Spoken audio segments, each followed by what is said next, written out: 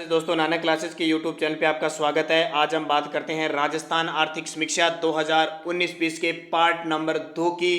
पहले पार्ट में हम 31 क्वेश्चनों का अध्ययन कर चुके हैं और मैंने आपको जैसे कहा अगले 10 दिन तक आपको राजस्थान आर्थिक समीक्षा के रोज कल 31 क्वेश्चन थे, आज हमने उसको बढ़ाकर आपको 40 से 45 यानी 50 क्वेश्चन के आसपास क्वेश्चन कर दिए।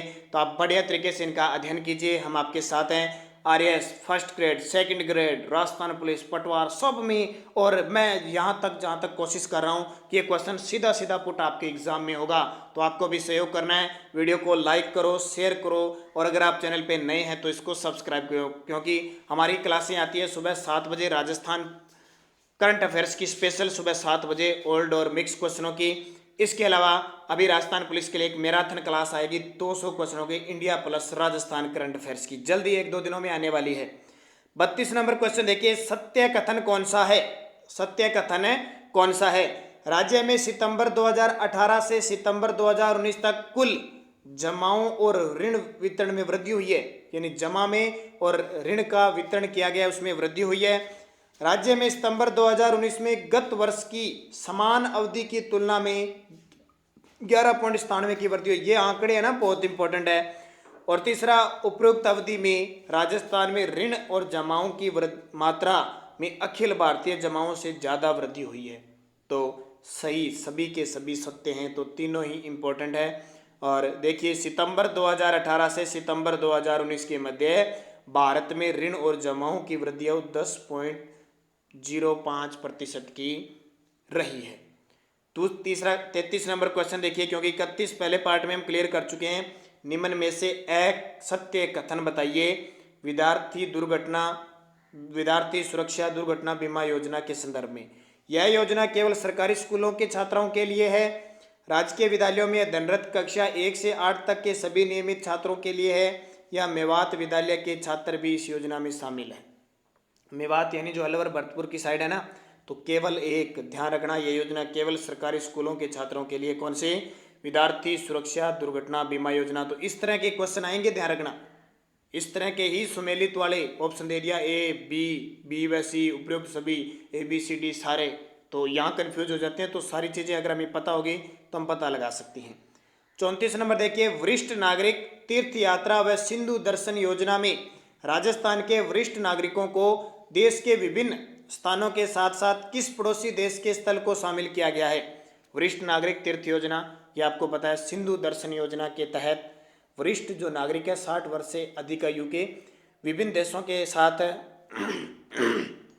यानी देश में अलग अलग राज्यों के अंदर क्या है, इन्हें जो प्रमुख तीर्थ स्थल है वहाँ उन्हें भ्रमण करवाया जाएगा, उन्हें ले जाया जाएगा। इसके अलावा एक देश को भी शामिल किया है, वो कौन सा है? नेपाल को शामिल किया है। तो इसके अंतर्गत 2019-20 से पशुपतिनाथ मंदिर, ये क्वेश्चन आ सकता है कि पशुपतिनाथ मंदिर किस देश में है? तो काठमांडू नेपाल के अंदर है, क्योंकि राजस्थान के जो वरिष्ठ नागरिक है उन्हें इस नेपाल देश में भी इस पशुपतिनाथ मंदिर के दर्शन करवाए जाएंगे। तो ये इंपॉर्टेंट है। 35 नंबर, समग्र शिक्षा यानी प्रारंभिक व माध्यमिक शिक्षा के सार्वभौमिकरण से संबंधित फ्लैगशिप कार्यक्रम से संबंधित असत्य कथन बताइए। समग्र शिक्षा फ्लैगशिप कार्यक्रम से संबंधित असत्य कथन, तो ध्यान रखना, स्कूल शिक्षा में सामाजिक और लैंगिक अंतराल भरना, इसका जो सही जवाब हो जाएगा। हमें क्या बताना है?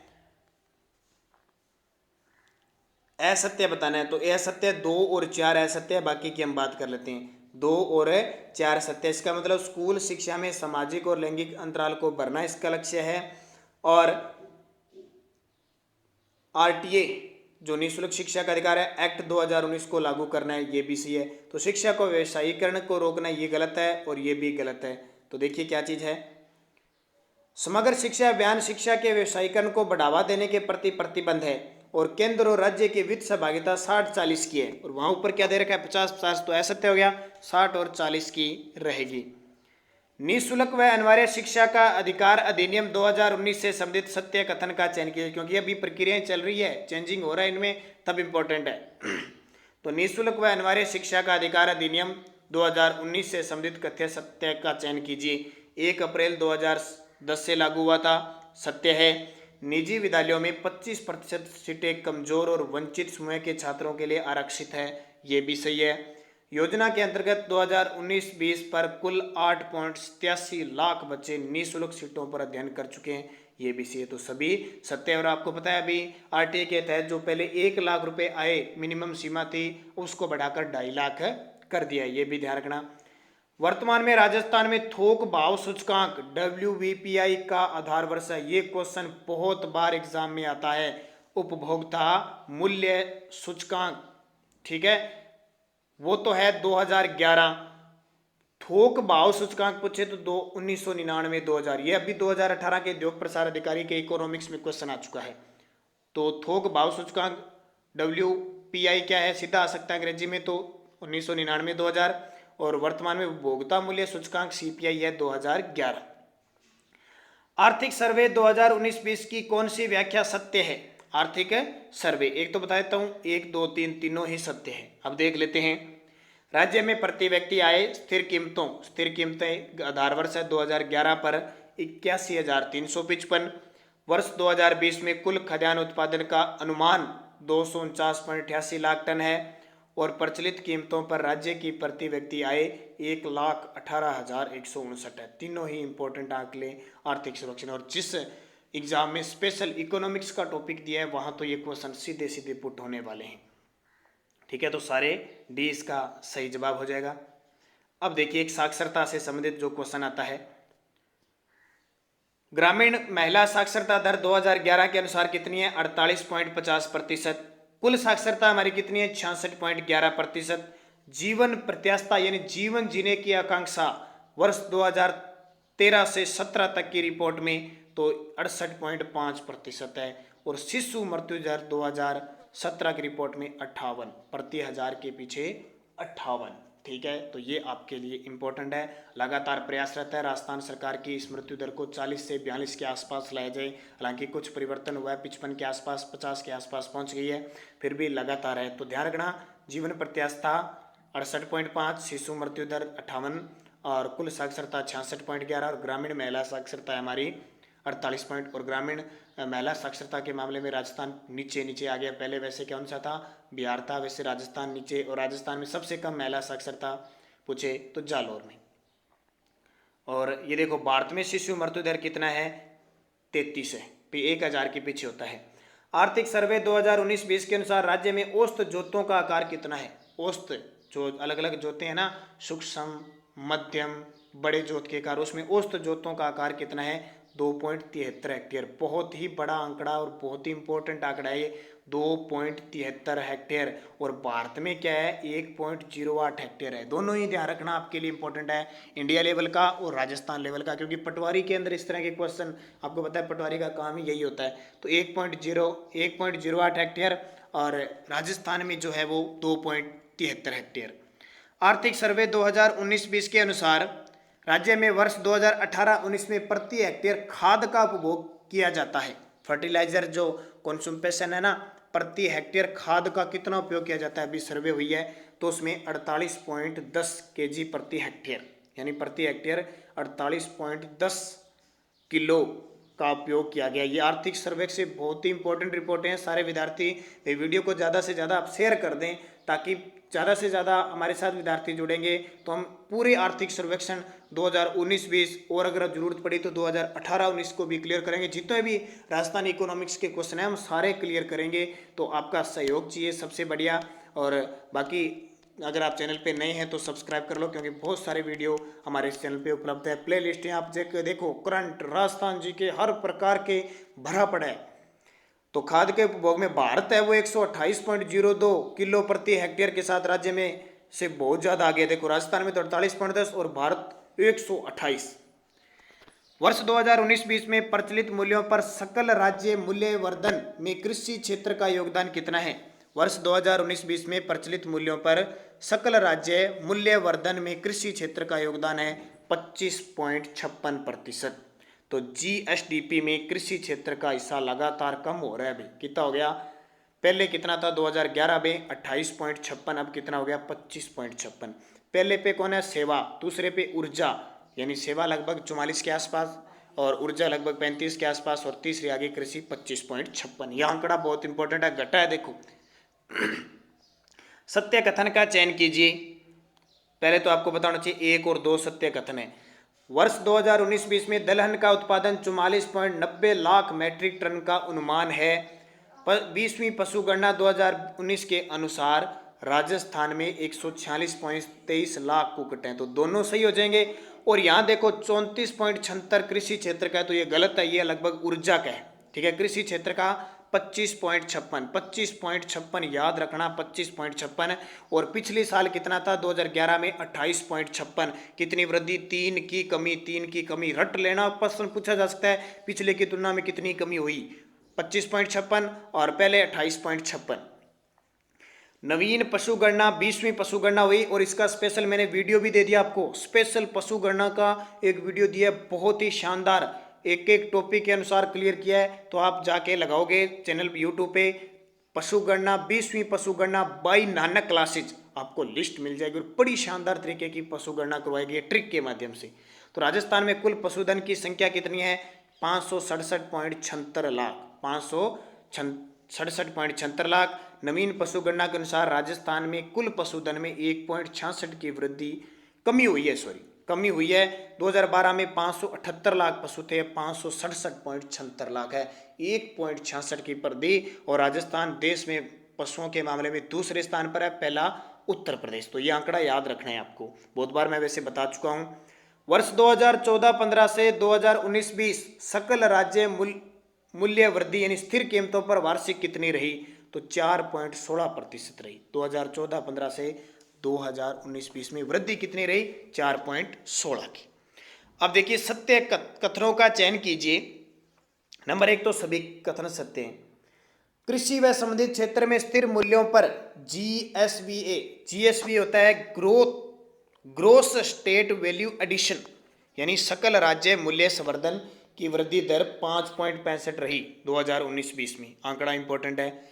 वर्ष 2015-16 में जीएसवीए में 0.33 की ऋणात्मक वृद्धि हुई और वर्ष 2016-17 में 8.7 की वृद्धि हुई। यहाँ देखो 5.65 के, फिर यह ऋणात्मक हुई। ये पूछा जा सकता है किस वर्ष ऋणात्मक हुई जीएसवीए में, तो किस वर्ष, 2015-16 में। तो आंकड़े बहुत इंपॉर्टेंट है भाई।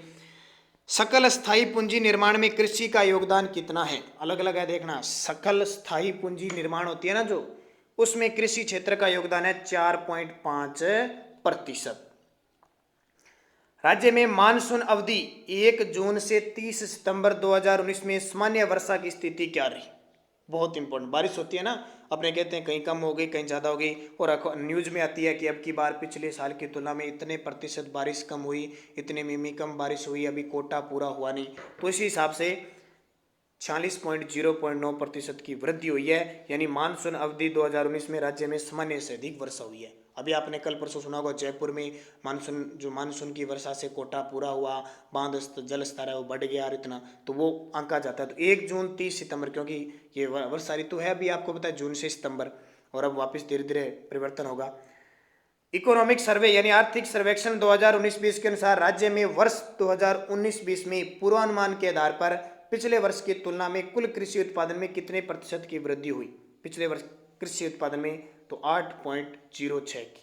तो 2019-20 में कृषि उत्पादन 249.88 लाख मैट्रिक टन का अनुमान है, जो गत वर्ष के 231.25 लाख मैट्रिक टन से अधिक है।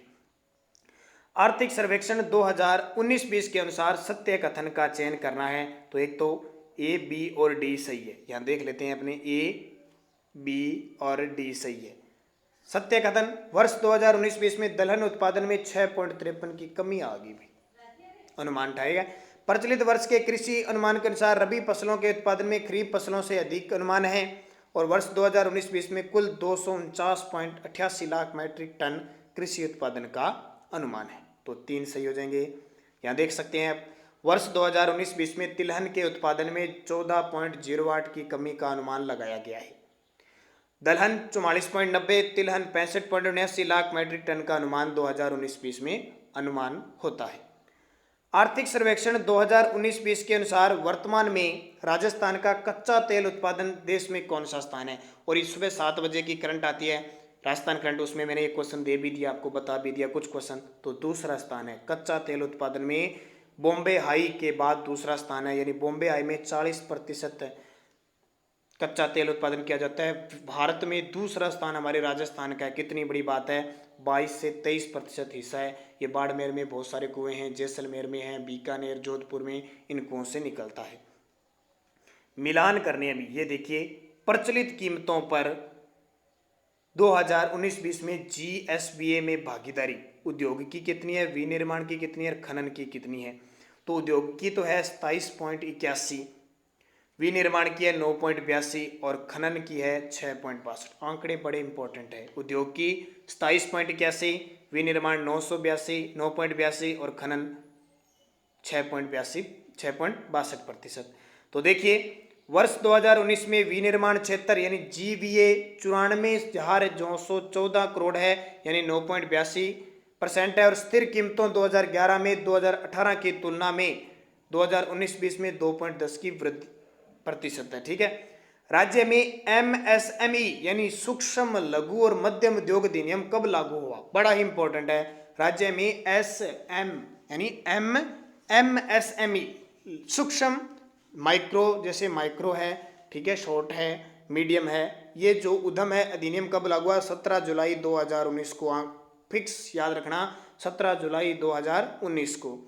मुख्यमंत्री लघु उद्योग प्रोत्साहन योजना कब प्रारंभ की गई, तो बहुत सारे विद्यार्थी योजना के बारे में पूछते रहते हैं। देखो ये योजना ही है, साथ साथ में आती रहेगी। मुख्यमंत्री लघु उद्योग प्रोत्साहन योजना कब प्रारंभ की गई, 13 दिसंबर 2019 को प्रारंभ की गई।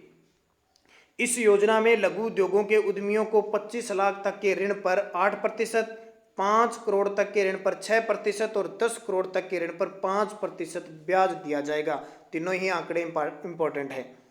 वित्तीय वर्ष 2017-18 में के तुलना पर वित्तीय वर्ष 2018-19 में राज्य द्वारा किए गए निर्यातों में कितनी प्रतिशत की वृद्धि हुई है, यानी बेचा गया माल है, वस्तु है, उसके आधार पर कितने प्रतिशत की वृद्धि हुई है, 10.11%।